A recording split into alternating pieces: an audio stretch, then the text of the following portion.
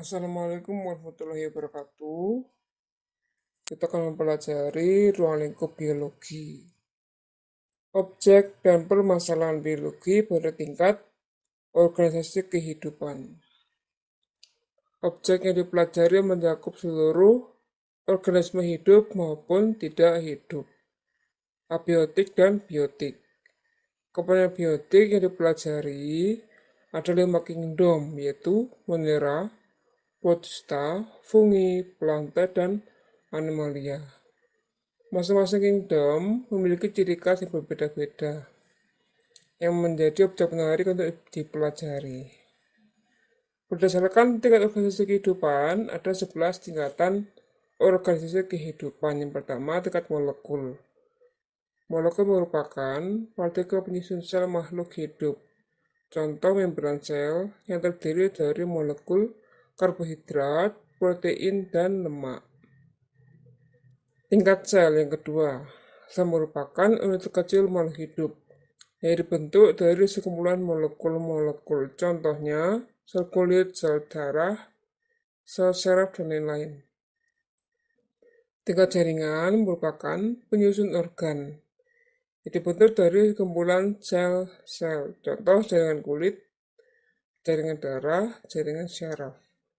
Yang keempat, tingkat organ adalah sekumpulan jaringan yang memiliki fungsi tertentu berkumpul menjadi satu pada organ.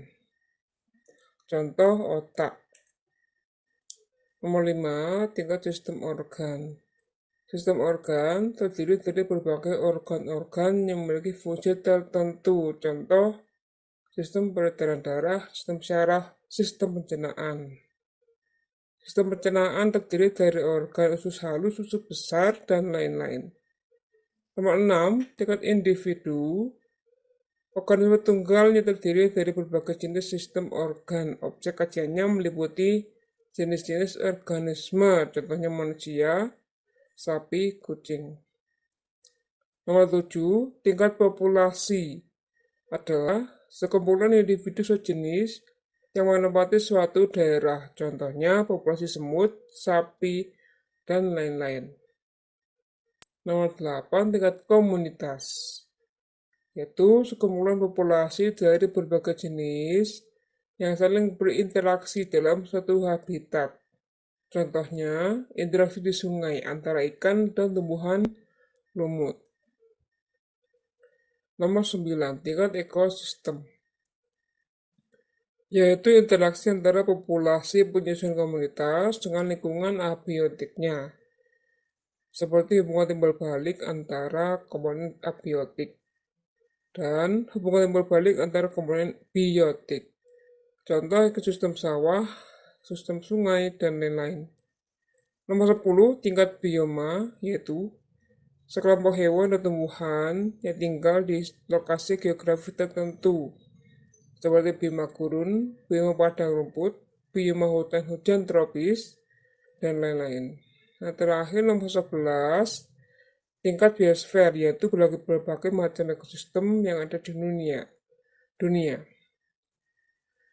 Selanjutnya cabang-cabang biologi. Cabang-cabang biologi ada zoologi, mempelajari hewan, botani, mempelajari tumbuhan, mikrobiologi, mempelajari mikroorganisme, bakteriologi, mempelajari bakteri, virologi, mempelajari virus, mikologi, mempelajari jamur, parasitologi, mempelajari parasit, ichtiologi, mempelajari ikan, molekologi, mempelajari moluska, entomologi, mempelajari serangga, algologi, mempelajari alga.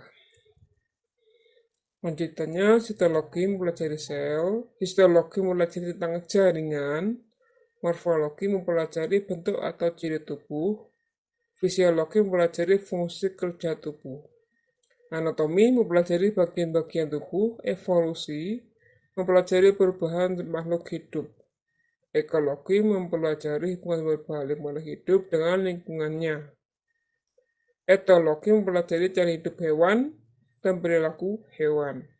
Genetika mempelajari pemeriksaan sifat. Sekian, terima kasih. Wassalamualaikum warahmatullahi wabarakatuh.